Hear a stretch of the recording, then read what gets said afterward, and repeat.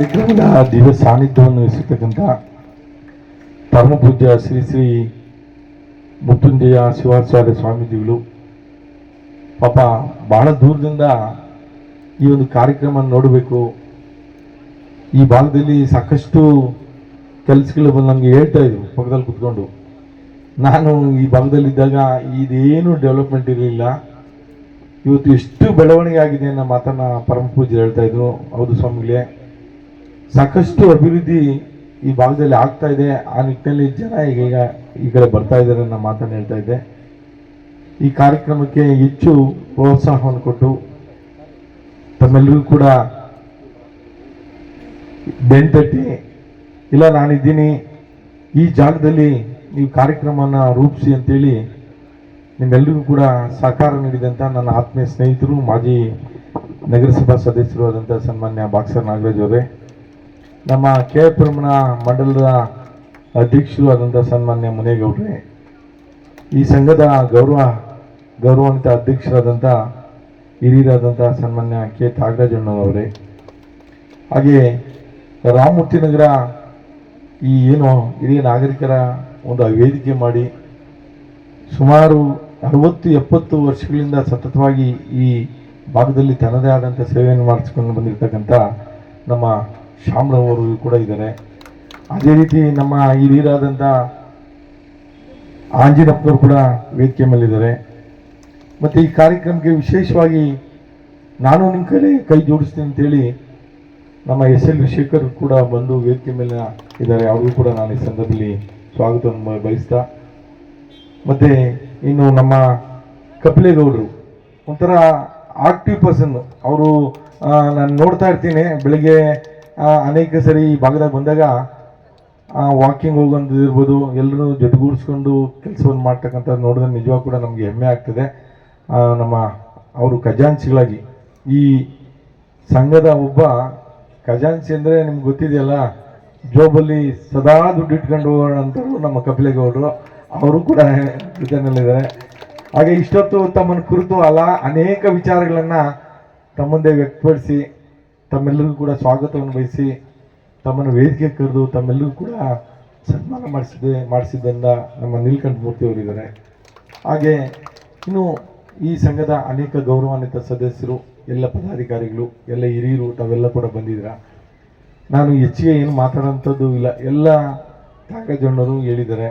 ಇನ್ನು ಪರಮ ಪೂಜ್ಯರು ತಮ್ಮೆಲ್ಲರಿಗೂ ಕೂಡ 2 ವಾಕ್ಯದಲ್ಲಿ ನಿಮ್ಮೆಲ್ಲರಿಗೂ ಕೂಡ ಆಶೀರ್ವಚನ ಕೂಡ ನೀಡೋರಿದ್ದಾರೆ. ನಾನು ಹೇಳೋದಿಷ್ಟೇ, ಈ ಕ್ಷೇತ್ರದಲ್ಲಿ ನನಗೆ ಕಳೆದ 4 ಬಾರಿ ಶಾಸಕರಾಗಲಿಕ್ಕೆ ನೀವೆಲ್ಲ ಆಶೀರ್ವಾದ ಮಾಡಿದ್ದೀರ. ಆಶೀರ್ವಾದದ ಫಲದಿಂದ ಇವತ್ತು ಈ ಕ್ಷೇತ್ರದಲ್ಲಿ ಶಕ್ತಿ ಮೀರಿ ಸಾಕಷ್ಟು ಅಭಿವೃದ್ಧಿ ಕಾರ್ಯಗಳನ್ನು ನಾನು ಮಾಡ್ಕೊಂಡು ಬಂದಿದ್ದೀನಿ. ಇನ್ನೂ ಮಾಡಬೇಕಂತೇಳಿ ಭಾಳ ಉತ್ಸಾಹನಾಗಿದ್ದೇನೆ.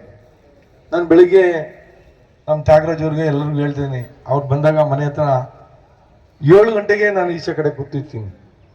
ಯಾರೇ ನಾಗರಿಕರು, ಯಾರೇ ಈ ಭಾಗದ ಮತದಾರರು ಬಂದಾಗ ಅವ್ರಿಗೆ ಸ್ಪಂದಿಸಿ ನಾನು ಅವ್ರಿಗೆ ಏನು ನನ್ನ ಕಡೆಯಿಂದ ಸಹಕಾರ ಮಾಡಬೇಕು ಆ ಕೆಲಸಗಳನ್ನ ಮಾಡ್ಕೊಂಬರಂತ ಕೆಲಸ ಆಗ್ತಾ ಇದೆ. ಹಾಗಾಗಿ ಇವತ್ತು ಎಲ್ಲೋ ಒಂದ್ ಕಡೆ ಸ್ವಲ್ಪ ನಮ್ಗೆ ಈ ಕಳೆದ 3 ವರ್ಷದಿಂದ ನಮ್ಗೆ ಹೆಚ್ಚು ಅಭಿವೃದ್ಧಿ ಮಾಡ್ಲಿಕ್ಕೆ ಸಾಧ್ಯ ಆಗ್ತಾ ಇಲ್ಲ.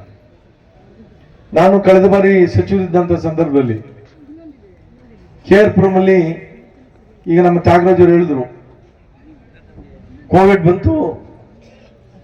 ಕೋವಿಡ್ ಅಲ್ಲಿ ಅವತ್ತು ನಮ್ಮ ನೆಚ್ಚಿನ ಪ್ರಧಾನಮಂತ್ರಿಗಳು ವಿಜ್ಞಾನಿಗಳಿಗೆ ಬೆಂತಟ್ಟಿ, ಇಲ್ಲ ನನ್ನ ದೇಶದ ಜನತೆಯನ್ನು ರಕ್ಷಣೆ ಮಾಡಬೇಕು, ನಾವೇನಾದ್ರೂ ಮಾಡಿ ಅವರ ಪ್ರಾಣ ರಕ್ಷಣೆ ಮಾಡಬೇಕು ಅಂತೇಳಿ ವಿಜ್ಞಾನಿಗಳಿಗೆ ಅವ್ರು ಬೆಂತಟ್ಟಿ ಏನಾದ್ರೂ ಮಾಡಿ ನಮ್ಮ ಈ ರೋಗಕ್ಕೆ ಮದ್ದನ್ನು ಕಂಡುಹಿಡಿಬೇಕು. ಯಾರು ಮಾತಾಡಬೇಡಮ್ಮ, 1 ನಿಮಿಷ ಪ್ಲೀಸ್, ಮಾಡಿ ಇವತ್ತು ಅವರು ಲಸಿಕೆಯನ್ನು ಕಂಡಿದ್ದಕ್ಕೆ ಇವತ್ತೆಲ್ಲ ನಾವು ಜೀವಂತವಾಗಿದ್ದೀವಿ. ಅನೇಕರು ಪಾಪ ನಮ್ಮನ್ನು ಅಗಲಿದ್ದಾರೆ. ನಾನು ಕೂಡ ಆ ಸಂದರ್ಭದಲ್ಲಿ ಸುಮಾರು ಕೋಟ್ಯಾಂತರ ರೂಪಾಯಿಯನ್ನ ನನ್ನ ಕೈಯಿಂದ ಕೂಡ ನಾನು ಅವ್ರಿಗೆ ಯಾರು ಆ ಕುಟುಂಬವನ್ನು ಕಳ್ಕೊಂಡಂತ ತಾಯಂದ್ರಿಗೆ, ಅವ್ರ ಕುಟುಂಬಕ್ಕೆ ಸಹಾಯ ಮಾಡಿರ್ತಕ್ಕಂಥ ನಿದರ್ಶನ ಕೂಡ ನಮ್ಮ ಮುಂದೆ ಇದೆ. ನಾವು ಮಾಡಿದ್ರನ್ನ ಹೇಳ್ಬಾರ್ದು ಯಾವತ್ತು ಕೂಡ. ಹಾಗಾಗಿ ಇವತ್ತು ಅಂಥ ಸಂದರ್ಭದಲ್ಲಿ ತಮ್ಮ ಹಿತರಕ್ಷಣಾ ನಾಗರಿಕರ ಹಿತರಕ್ಷಣಾ ವೇದಿಕೆ ಕೂಡ ಈ ಭಾಗದಲ್ಲಿ ಅನೇಕ ಜನಕ್ಕೆ ಕರೆದು ಲಸಿಕೆಯನ್ನು ಕೊಡಿಸಿ ತಾವು ಮಾಡಿರ್ತಕ್ಕಂಥ ಕೆಲಸ ನಿಜವಾಗ ಕೂಡ ಅದು ಬಹಳ ದೊಡ್ಡ ಕೆಲಸ ಅನ್ನೋ ಮಾತನ್ನು ನಾನು ಈ ಸಂದರ್ಭ ಹೇಳ್ಬೇಕಾಗ್ತದೆ. ಮತ್ತೆ ಆ ಸಂದರ್ಭದಲ್ಲಿ ನಾನು ಸಚಿವನಿದ್ದೆ. ನನಗೆ 2 ಜಿಲ್ಲಾ ಉಸ್ತುವಾರಿಗಳನ್ನು ಕೊಟ್ಟಿದ್ರು, ಚಿಕ್ಕಮಗಳೂರು ಮತ್ತು ದಾವಣಗೆರೆ. ಅಲ್ಲಿ ಕೂಡ ಸಾಕಷ್ಟು ಕೆಲಸಗಳನ್ನು ಮಾಡಿಕೊಂಡು ಮತ್ತು ಇಲ್ಲಿ ಅಂದಿನ ಮುಖ್ಯಮಂತ್ರಿಗಳಾಗಿದ್ದಂಥ ಸನ್ಮಾನ್ಯ ಯಡಿಯೂರಪ್ಪನವರು, ನಾನು ಅವ್ರಿಗೆ ಒಂದು ಮನವಿಯನ್ನು ಕೊಟ್ಟೆ. ಸರ್, ನನ್ನ ಕ್ಷೇತ್ರದಲ್ಲಿ ಸರ್ಕಾರಿ ಆಸ್ಪತ್ರೆ ಬಹಳ ಚಿಕ್ಕ ಆಸ್ಪತ್ರೆ ಇದೆ, ಬರೀ 100 ಬೆಡ್ಡಿನ ಆಸ್ಪತ್ರೆ ಇದೆ, ದಯಮಾಡಿ ನಮಗೆ ಇನ್ನೂ 100 ಬೆಡ್ ಅಡಿಷನಲ್ ಆಗಿ ನಮ್ಗೆ ಮಾಡಿಕೊಡಿ ಅಂತೇಳಿ ಮನವಿಯನ್ನು ಮಾಡಿದೆ. ಪಾಪ ಅವರು ಬೇರೆ ಮಾತಾಡಿಲ್ಲ, ಕೂಡಲೇ 40 ಕೋಟಿ ರೂಪಾಯಿಗಳನ್ನು ನಮಗೆ ಬಿಡುಗಡೆ ಮಾಡಿದ್ರು. ಇವತ್ತು ಅದಕ್ಕೆ ನಮ್ಮ ಬೊಮ್ಮಾಯಿಯವರು, ನಮ್ಮ ಇಂದಿನ ಆರೋಗ್ಯ ಸಚಿವರು ನಾವೆಲ್ಲ ಸೇರಿ ಏನು ಮಾಡಿದ್ವಿ, ಗುದ್ಲಿ ಪೂಜೆ ಮಾಡಿ ಇವತ್ತು ಬೃಹದಾಕಾರವಾದಂಥ ಕಟ್ಟಡ ನಿರ್ಮಾಣ ಆಗಿದೆ. ಇವತ್ತು ಅದನ್ನು ಉದ್ಘಾಟನೆ ಮಾಡಲಿಕ್ಕೆ ಆಗ್ತಾ ಇಲ್ಲ. ಯಾಕೆ ಆಗ್ತಾ ಇಲ್ಲ ಅಂತೇಳಿ ನಾನು ಹೇಳಕ್ಕೆ ಹೋಗಲ್ಲ. ನಾನು ಕೂಡ ಇಂದಿನ ಆರೋಗ್ಯ ಸಚಿವರನ್ನ 4-5 ಬಾರಿ ಭೇಟಿ ಮಾಡಿ ಏನಾದರೂ ಮಾಡಿ ಆ ಆಸ್ಪತ್ರೆನ ಲೋಕಾರ್ಪಣೆ ಮಾಡಿಕೊಡಿ, ಇಲ್ಲೆಲ್ಲ ವಾಸ ಮಾಡ್ತಕ್ಕಂಥ ಎಲ್ಲ ಮಧ್ಯಮದ ಕುಟುಂಬದವರು ಬಡವರು ಅನ್ನೋ ಮಾತನ್ನು ಕೂಡ ನಾನು ತಿಳಿಸಿದ್ದೇನೆ. ಸೊ ಇದು ಆಗಿಲ್ಲ. ಮುಂದೆ ನೋಡೋಣ, ದೇವರು ಯಾವತ್ತು ಅದು ಅನುಕೂಲ ಆಗ್ತದೆ ಆಗಲಿ. ಈಗ ತಾವು ಕೆಲವು ಬೇಡಿಕೆಗಳನ್ನು ನಮ್ಮ ಮುಂದೆ ಇಟ್ಟಿದ್ದೀರ. ಏನು ಈ ಭಾಗಕ್ಕೆ ನಾವು ಏನಾದರೂ ಹಿರಿಯರಿಗೆ ಹೃದಯ ಸಂಬಂಧಿ ಕಾಯಿಲೆಗಳು ಬಂದಾಗ ನಾವು ಇಲ್ಲಿಂದ ಜಯದೇವಕ್ಕೆ ಹೋಗ್ಬೇಕಾಗ್ತದೆ. ನಾವು ಹೋಗೋಕ್ಕೆ ದಾರಿ ಮಧ್ಯೆ ಸಾಕಷ್ಟು ಒತ್ತಡ ಇರ್ತದೆ, ವಾಹನಗಳ ಒತ್ತಡ ಇರ್ತದೆ ಅನ್ನೋ ಮಾತನ್ನು ಹೇಳಿದ್ರಿ.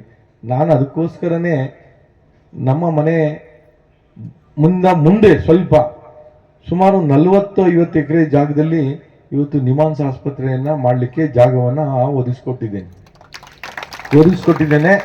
ಅದಕ್ಕೆ ಸುಮಾರು ಕೇಂದ್ರ ಸರ್ಕಾರದಿಂದ ಈಗಿನ ಆರೋಗ್ಯ ಸಚಿವರು ಅದಕ್ಕೆ ಹಣ ಕೂಡ ಮಂಜೂರು ಮಾಡಿದ್ದಾರೆ. ಸುಮಾರು 350ರಿಂದ 400 ಕೋಟಿ ರೂಪಾಯಿಗಳನ್ನು ಅದಕ್ಕೆ ಮಂಜೂರು ಮಾಡಿದ್ದಾರೆ. ಈಗ ಕಾಂಪೌಂಡ್ ವಾಲ್ ಕೆಲಸ ಆಲ್ರೆಡಿ ಸ್ಟಾರ್ಟ್ ಆಗಿದೆ. ನಾನು ದಿನನಿತ್ಯ ಬರೋ ಸಂದರ್ಭದಲ್ಲಿ ಅದನ್ನು ನೋಡ್ಕೊಂಡು ಬರ್ತಾ ಇದ್ದೀನಿ. ಮತ್ತು ಏನಾಗಿದೆ ಅಂದರೆ ನನ್ನ ಕ್ಷೇತ್ರದಲ್ಲಿ ಎಲ್ಲಿ ಕೂಡ ಸರ್ಕಾರಿ ಜಾಗಗಳಿಲ್ಲ. ನಾವು ಏನಾದರೂ ಮಾಡಬೇಕು, ಏನಾದರೂ ನಾವು ಈ ರೀತಿಯಾಗಿ ತಾವು ಏನು ಹಿರಿಯರು ಕೇಳಿದಾಗ, ಈಗ ತಾವು ಹೇಳಿದ್ವಿ ನಾವು ಜೀವವನ್ನು ಕಳ್ಕೊಂಡಾಗ ನಮ್ಗೆಲ್ಲ ಒಂದು ಕಡೆ ಅದನ್ನು ಇದು ಮಾಡಲಿಕ್ಕೆ ನಮ್ಮ ಹತ್ರ ಜಾಗ ಇಲ್ಲ ಅಂತ ಹೇಳಿ ಇದು ಮಾಡಿಕೊಡ್ಬೇಕು ಅಂತ ತಾವು ಕೇಳಿದ್ದೀರ. ಆದರೆ ನಾನು ಸಾಕಷ್ಟು ಕಡೆ ಈ ಜಾಗದ ಬಗ್ಗೆನೇ ತಹಸೀಲ್ದಾರ್ ಹತ್ರ ಕೂಡ ಮಾತಾಡಿದ್ದೀನಿ, ಎಲ್ಲರ ಹತ್ರ ಕೂಡ ಮಾತಾಡಿದ್ರು ಕೂಡ ನಮ್ಮೆಲ್ಲ ಒಂದು ಕಡೆ ಜಾಗ ಲಭ್ಯ ಆಗ್ತಾ ಇಲ್ಲ. ಇದು ನಮ್ಗಾಗಿರ್ತಂತ. ಈಗ ಎಲೆಕ್ಟ್ರಿಕಲ್ ಮಾಡಲಿಕ್ಕೆ ನಾನು ತಯಾರಿದ್ದೇನೆ, ಆದರೆ ಜಾಗದ ಲಭ್ಯತೆಗಳಿಲ್ಲ. ಈಗ ಆಂಜನಪ್ಪನವ್ರು ಗೊತ್ತಿದೆ, ಆಂಜನಪ್ಪನವರು ಪ್ರತಿನಿತ್ಯ ಈ ಕ್ಷೇತ್ರದ ಅಭಿವೃದ್ಧಿ ಬಗ್ಗೆ, ಈ ಕ್ಷೇತ್ರದ ಆಗು ಹೋಗುಗಳ ಬಗ್ಗೆ ನನಗೆ ದಿನನಿತ್ಯ ಮನವರಿಕೆ ಮಾಡ್ಕೊಳ್ತಾನೆ ಇರ್ತಾರೆ. ನಾನು ಕೂಡ ಸಾಕಷ್ಟು ಅವ್ರಿಗೆ ಹೇಳಿದ್ದೀನಿ.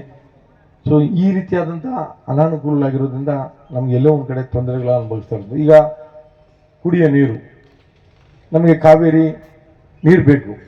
ಕಾವೇರಿ ನೀರು ಬೇಕಾದರೆ ಇವತ್ತು ನಮಗೆ ಈ ಭಾಗದಲ್ಲಿ GLR, ಇಲ್ಲಿ ರಾಮೋತ್ತಗರ ಚಿಕ್ಕ GLR ಒಂದು ಮಾಡಿಸಿದ್ವಿ, ಸಣ್ಣ GLR ಅಂದರೆ ನೀರಿನ ಸಂಗ್ರಹಣೆ ಮಾಡಲಿಕ್ಕೆ.